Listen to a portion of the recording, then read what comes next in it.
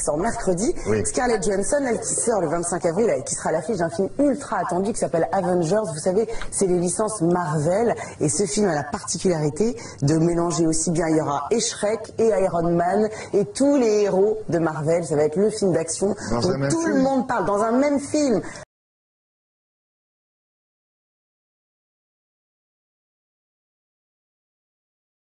Agent, trop de super-humains sont dispersés dans plusieurs univers éloignés.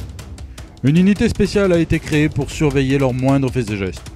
Veuillez prêter attention à cette série de vidéos afin de réaliser au mieux votre mission. Bienvenue dans l'unité Comics History.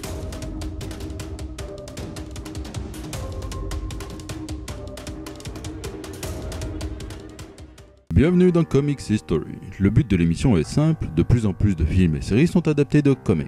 Le problème est lorsque vous souhaitez passer du cinéma aux comics, 95% des personnages sont très différents de leur version live, que ce soit à cause de changements physiques, de mentalité, ou tout simplement à cause de la continuité, car en effet certains comics sont publiés depuis plus de 75 ans. Donc bon courage pour arriver à résumer tout ça en 2 heures au cinéma, hein. Et quand les comics cherchent à ne pas perdre les nouveaux lecteurs en incorporant des personnages créés dans les films, mauvaise idée, ça arrange pas vraiment les choses, hein, non. Je vais prendre vite fait comme exemple Nick Fury, qui est un soixantenaire blanc dans les comics classiques Marvel, mais ces derniers ont créé une autre version de Nick Fury pour un univers alternatif, celui-ci étant un quarantenaire black. Pourtant, c'est bel et bien cette dernière version qui a été incarnée par Samuel L. Jackson au cinéma dans l'univers Avengers, et du coup Marvel a incorporé un Nick Fury similaire dans l'univers classique. Ce dernier étant le fils du blanc.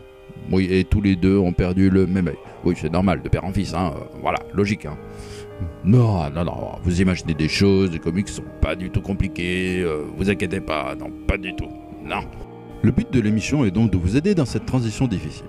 Dans chaque épisode, nous parlerons d'un personnage en particulier, depuis ses origines jusqu'aux dernières publications françaises. Je précise bien publications françaises, car j'aimerais éviter les spoilers pour les personnes qui ne lisent pas les comics en VO. Malgré tout, il y aura quelques instants spoilers. À ce moment-là, je vous préviendrai, vous disposerez de quelques secondes pour couper le son, puis pendant tout le spoiler, un bandeau sera affiché en bas de l'écran. Oui, là, comme ça, là, voilà. Et une fois le spoiler fini, j'enlèverai le bandeau, et là vous pourrez remettre le son. Je raconterai moi-même chaque spoiler, il n'y aura donc jamais de spoiler visuel. Non, jamais.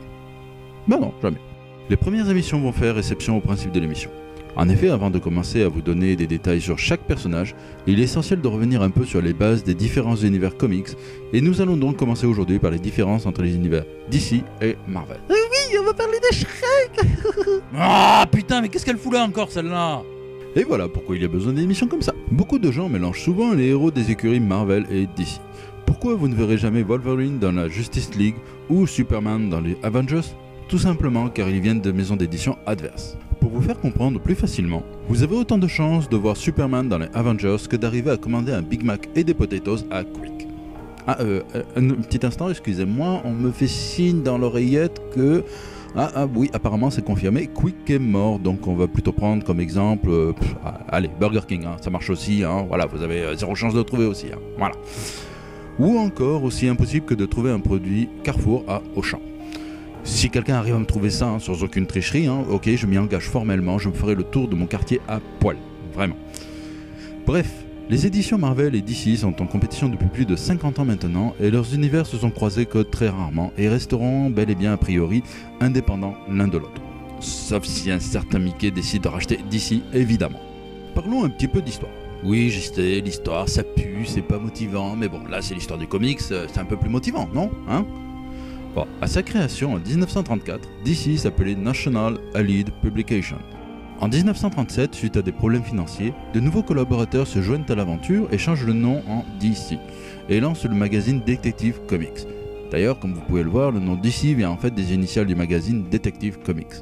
Superman fait sa première apparition en 1938, Batman en 1939. Du côté de Marvel, il s'appelait Timely Publications lors de leur création. Les créateurs de cette maison d'édition ont en fait voulu profiter du succès de Superman et Batman. Leur première publication s'appelle Marvel Comics, qui se change rapidement en Marvel Mystery Comics. Kazar, Namor et la Torche Humaine apparaissaient déjà dedans. Captain America apparaît en 1940. En 1951, suite à des problèmes financiers, Timely Publications devient Atlas. En 1961, Atlas devient enfin Marvel Comics, et là sont créés des héros plus connus du grand public comme Spider-Man, les Fantastic Four ou encore les X-Men. Et depuis, l'univers Marvel n'a cessé de grandir, créant même d'autres univers dans l'univers Marvel. Mais bon, ça on y reviendra dans la prochaine émission. Donc vous l'aurez compris, il s'agit bien de deux entreprises totalement différentes qui ont chacune leur propre héros et mythologie, même s'il existe des personnages très similaires entre les deux univers. Je vais vous donner quelques exemples de personnages des deux écuries, en vous citant notamment ceux vus dans les films et séries. Nous avons donc les Avengers qui comptent dans leurs membres Captain America, Iron Man, Black Widow, Thor, Hulk, Hawkeye, Scarlet Witch, Ant-Man, Vision et Quicksilver. Les X-Men qui comprennent dans leur univers Wolverine et même Deadpool, alors que ce dernier n'est pas un mutant, mais bon, c'est Deadpool, il fait ce qu'il veut, comme d'hab.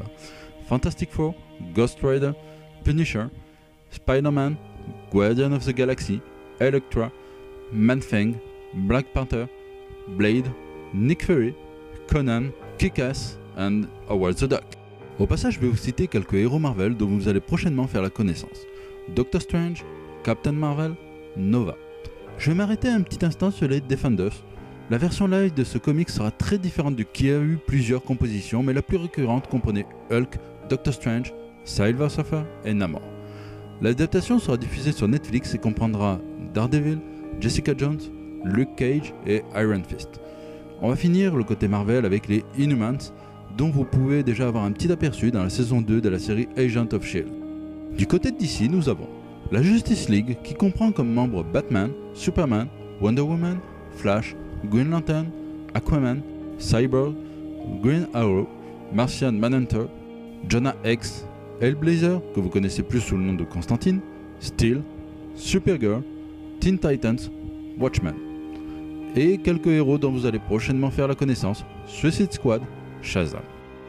Comme vous l'avez sans doute déjà remarqué, plusieurs personnages ont des pouvoirs similaires mais pas du tout les mêmes origines ou psychologie. Sentry, Superman, Quicksilver, Flash, Vision, Martian Manhunter, Iron Man, Batman, Namor, Aquaman, Nova, Green Lantern, Falcon, Hawkman, Hawkeye, Green Arrow, Ant-Man, Atom, Thor, Shazam, Hulk, Salomon Grundy, Man-Thing, Swamp Thing, Hippolyte, Valkyrie, Wonder Woman, Doctor Strange, Doctor Fate, Black Cat, Catwoman, Thanos, Darkseid. Voilà pour les principales différences entre les deux plus gros éditeurs de comics. Il est également intéressant de signaler que selon les pays, l'une ou l'autre des deux maisons d'édition a le monopole. Par exemple, aux États-Unis, les deux maisons d'édition sont très appréciées, mais c'est DC qui se vend le plus. En France, c'est l'inverse, DC rame face à Marvel.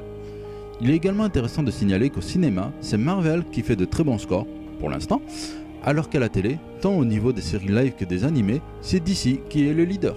Évidemment, il existe bien d'autres comics édités chez d'autres maisons d'édition dont vous avez pu voir les portages au cinéma ou à la télé, comme Spawn, Witchblade, Sin City, Teenage Mutant Ninja Turtles, Rocketeer, Scott Pilgrim, The Crow, Judge Dredd, Wanted, V for Vendetta, Kingsman ou encore Hellboy. Mais je me pencherai dessus dans une autre émission. A bientôt les Comics Over.